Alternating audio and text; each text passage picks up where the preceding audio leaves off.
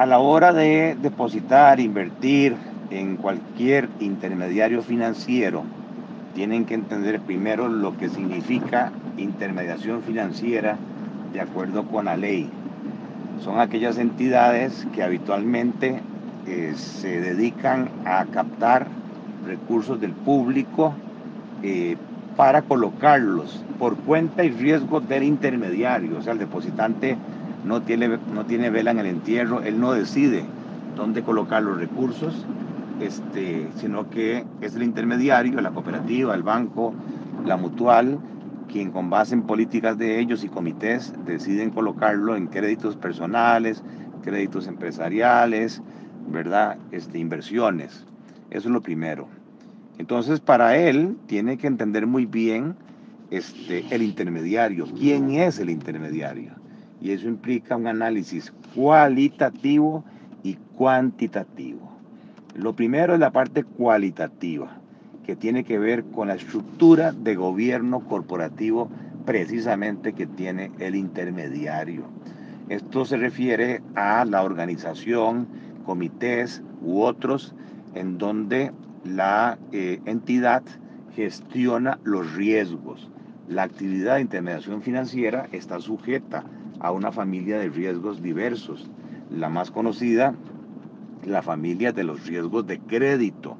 O sea, le vas a dar plata a terceros en donde hay que medir su capacidad de pago, sea personas, sea empresas, la cual no solo depende de la gestión de ese individuo o de esa empresa, sino que está afecta a riesgos del entorno como cambio climático, como condiciones de riesgos macroeconómicos, tasas de interés, inflación, tipo de cambio que podrían dar al traste con la capacidad de pago.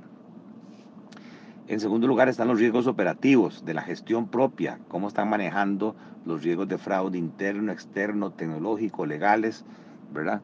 Cómo están manejando los riesgos que se llama de mercado ante variaciones de precios, tasa de interés, tipo de cambio, hasta dónde se puede exponer el patrimonio o los recursos de los accionistas a potenciales pérdidas.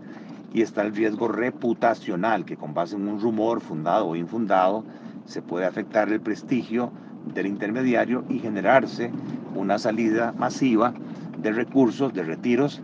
Ningún intermediario en el mundo está preparado para hacerle frente a un retiro masivo.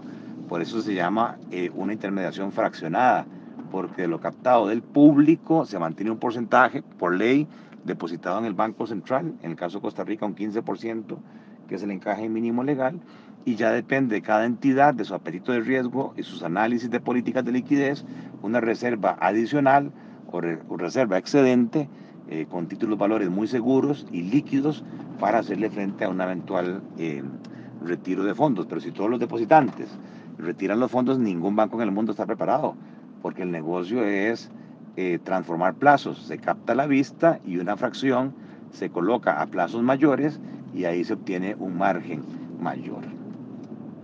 Elementos cualitativos como la experiencia, quiénes son los directores, hace cuánto están en esto, cuál es su formación académica, cuál es su experiencia laboral, quién es la alta administración del intermediario, qué formación tienen, de dónde vienen, qué experiencia, ¿verdad? Qué se dice en el medio, cómo son los sistemas de información, cómo es la calidad del recurso humano, ¿verdad? Quiénes, qué aportes han hecho, eh, cuál es el carácter que se llama la solvencia moral de los dueños del intermediario. Todos esos elementos suman. Y luego pues hay una serie de análisis cuantitativos que salen de los estados financieros y es quizás cuando el depositante debe buscar asesoría.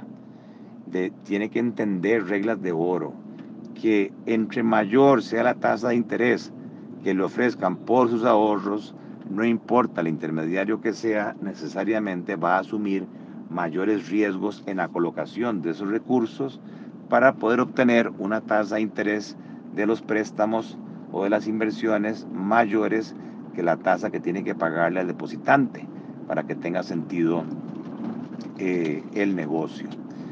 Eh, Hay indicadores como el tamaño de la entidad, de qué tamaño es la entidad, los activos totales, ¿verdad?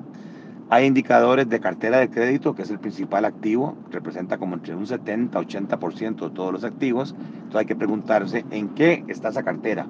Créditos personales sin garantía, créditos hipotecarios de vivienda, créditos de vehículo con prendas, créditos personales de consumo o créditos empresariales. Son créditos empresariales de corto plazo, de largo plazo. Todo eso viene en los estados financieros auditados, en el detalle de la cartera de crédito. ¿Cuál es la política de estimación para incobrables que tiene la entidad? Hay una obligación, de acuerdo con una norma de su jefe, de tener un saldo mínimo, pero podría ser que la entidad decida a su vez tener reservas excedentes. Está colocando en colones a deudores que ganan en colones, o está colocando en dólares a deudores que ganan en colones, por lo cual la entidad está sujeta al riesgo cambiario. Las entidades están captando a tasa fija y prestan a tasa variable, en cuyo caso están asumiendo riesgo de tasa de interés. Si hay garantías, ¿quién hace los avalúos? ¿A qué porcentaje se toman esas garantías? Si no hay garantía y se dedica a créditos de consumo, bueno, ¿cuál es la experiencia de esta entidad en esa actividad? ¿Qué sectores de actividad económica están abordando para prestarle esos recursos? Hay una relación directa entre la morosidad de los créditos personales y el desempleo. Entre mayor sea el desempleo, obviamente los deudores tienen menos recursos y la morosidad se ve incrementada. ¿Qué porcentaje histórico de pérdidas han tenido en sus colocaciones? Hay indicadores de resultados, indicadores de la estructura de captación, dependen más de captación a la vista en cuenta corriente o en cuenta de ahorro, en cuyo caso la plata está disponible para que el depositante se la lleve en cualquier momento, y es de esperar que tengan entonces reservas de liquidez altas. Cuánto viene por cuenta corriente, cuánto viene por certificados, cuánto viene por préstamos. Hay riesgos de concentración de cartera de crédito en pocos sectores o en pocas empresas o en pocas personas. Hay riesgo de concentración en los depositantes, en pocos depositantes, o está diluido eso en miles de depositantes, tal que ninguno pueda poner a la entidad de rodillas si sacan la plata. Está la gestión que se ve en el estado de resultados, cuáles son los ingresos financieros que se han obtenido en el periodo versus los gastos financieros y cómo es el margen que se gana el intermediario.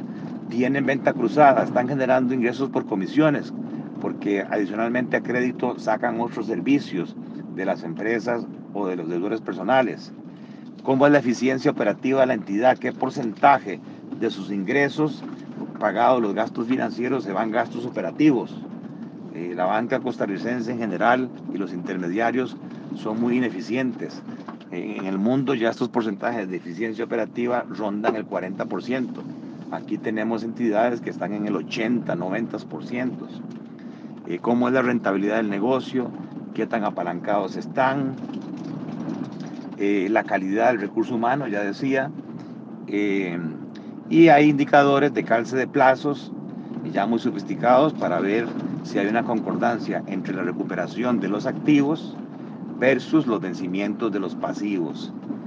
Hay indicadores de cobertura, las reservas que tienen para incobrables, cómo se comparan esas reservas a la morosidad de más de 90 días, incluyendo cobro judicial, y se buscaría que ese indicador sea al menos 1.10, 1.25, o sea que la reserva cubra hasta un 25% más la cartera morosa. ¿Quiénes son los auditores internos? ¿Cómo es el estilo de ese auditor interno? ¿Se somete a la alta administración o responde a la junta directiva? ¿Quién es la firma de auditores externos? Es una firma reconocida a nivel internacional, en cuyo caso no va a exponer su nombre a que haya una mala auditoría. Hay que revisar los estados financieros desde la primera página para ver si la opinión que emite el auditor externo es limpia, o sea que las políticas que sigue ese intermediario cumplen con las normas de información financiera o las normas que establece la regulación, o si la opinión, como en este caso en el 2023 entiendo, fue salvada y precisamente el tema que levantaban los auditores externos es que no tuvieron la suficiente información como para determinar si la calidad de la cartera que se dice al día efectivamente así es. Con esto, ya lo que te quiero decir es que la decisión de poner la plata de uno, que para muchos es la plata de todos los años, la plata que se ahorra para pensión, para herencia o para salud, hay que pensarlo dos veces. No es una cuestión nada más de que me paga más, y al final terminan perdiendo un porcentaje importante de sus recursos. Por eso, si uno no tiene la educación financiera básica, no se vaya de primeras, busque asesoría. Ahí está la oficina del consumidor financiero en la Asociación Bancaria Costarricense. Ahí pueden buscar a Danilo Montero, que puede capacitarlos. Y me parece que a propósito de esta situación lamentable de esta cooperativa, es una movida de piso a los congresistas que en vez de estarse peleando en cuanto a que si hay libertad o no hay libertad de prensa, deberían revisar la ley del sistema bancario nacional, que es una ley obsoleta del año 1954. Si bien es cierto, ya hay un reglamento para todo lo que son las intervenciones regulatorias en una entidad, me parece que eso tiene que elevarse a ley para que de acuerdo con la pirámide de, legal, la ley está por encima que respecto a las normas o regulaciones o reglamentos, y se está cayendo, pero se está cayendo la ley de protección del consumidor financiero, que hace rato está dando vueltas y no se aterriza. Es lamentable lo que está pasando. Son, en este caso, miles de millones de colones o miles de millones de dólares que están expuestos al riesgo. Conozco gente que está afectada psicológicamente, que está estresada por toda esta incertidumbre. Y no es justo que a estas alturas del partido, casi 400 asociaciones solidaristas que no quieren que la supervise la SUGEF, pero de ahí tampoco tienen una administración buena, profesional, que haga que no solamente se vayan por altas tasas de interés para repartir excedentes a fin de año y quedar bien con los colaboradores, sino que la principal responsabilidad social, yo lo repito, es proteger el ahorro de los afiliados, depositantes, ahorrantes, como si fuera dinero propio.